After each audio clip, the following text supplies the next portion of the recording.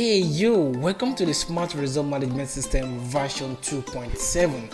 So in this video, I'm going to be showing you what is new and what has changed in the previous version to this current one that we have. Okay, so to get started, I'm going to be logging in as an admin. So go to the adlog.php as regular. Pass in my admin as the password. Also, sorry about that. So admin, I think yes, that should work. Awesome.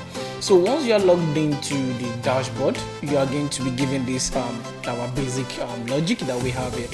So what is new in this current version is anytime you want to add a new result, let's say your previous result has been added, if you tend to add a new result to this existing one, once you select the class and you select the student you want to add the result for, you select the 10, then over here you can add either a draft result or make it temporary result that can be updated later in the future.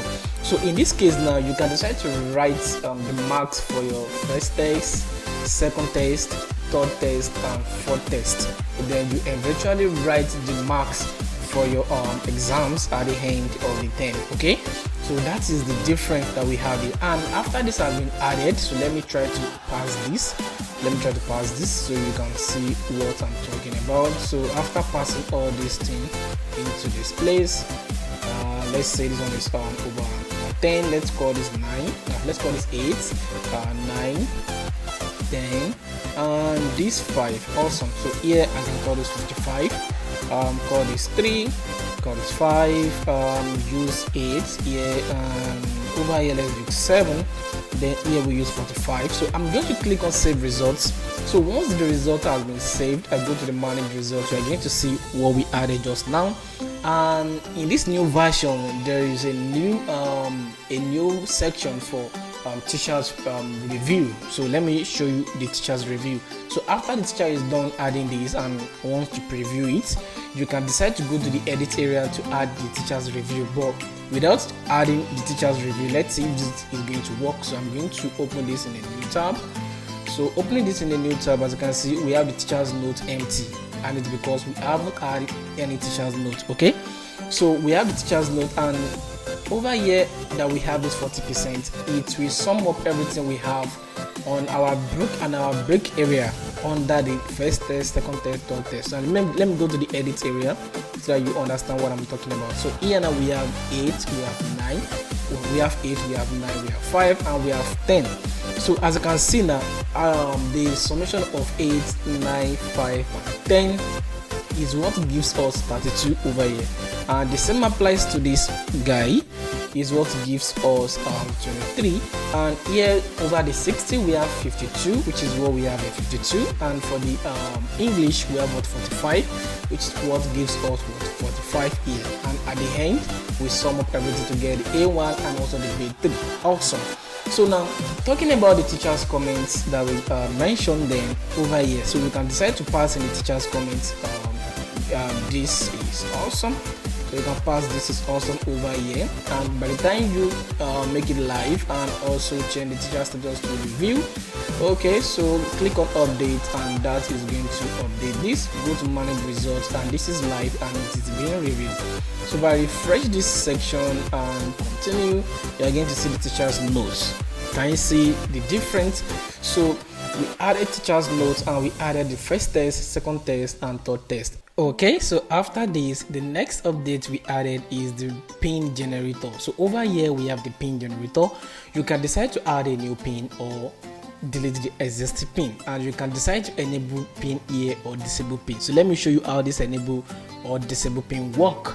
So I'm going to open the landing page over here for the student to check their results. So over here now we have the pin. We have the pin already enabled. So if I disable the pin, let's say I disable the pin and the pin has been disabled, I will refresh this place and you can see we have no pin because the pin is disabled, and the student can check the results. So let's try to check these student results, which is Chuks Okwenim SX1 2022-2023. Okay, so I'm going to head down to the student area, manage student, and copy the student ID. Copy. So if I copy the student ID and set the class to SS1 and the year of exam 2023, is going to show out the output based on the student ID without having to check for pin, because we have disabled the pin layer. So if I paste this guy here now, we are going to have what this.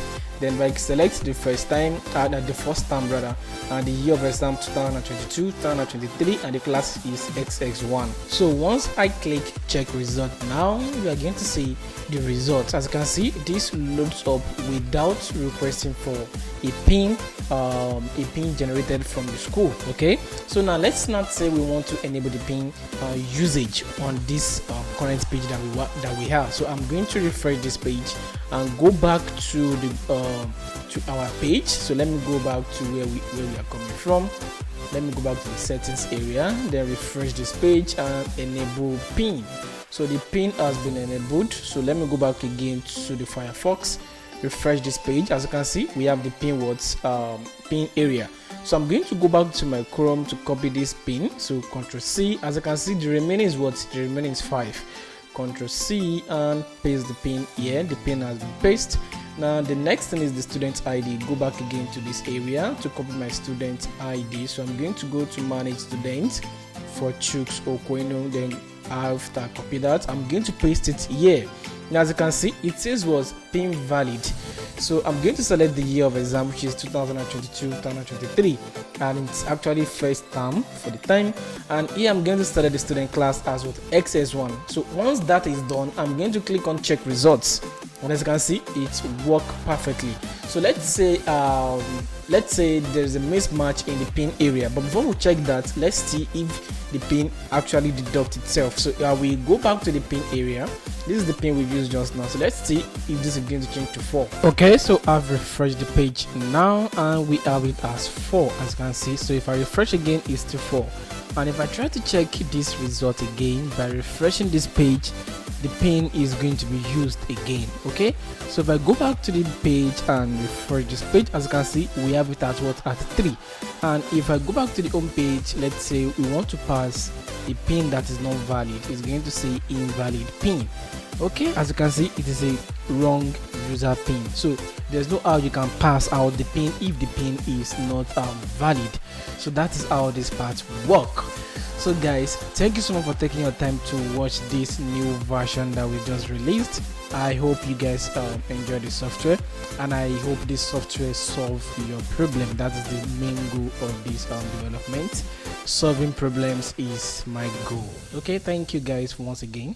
See you in the next one.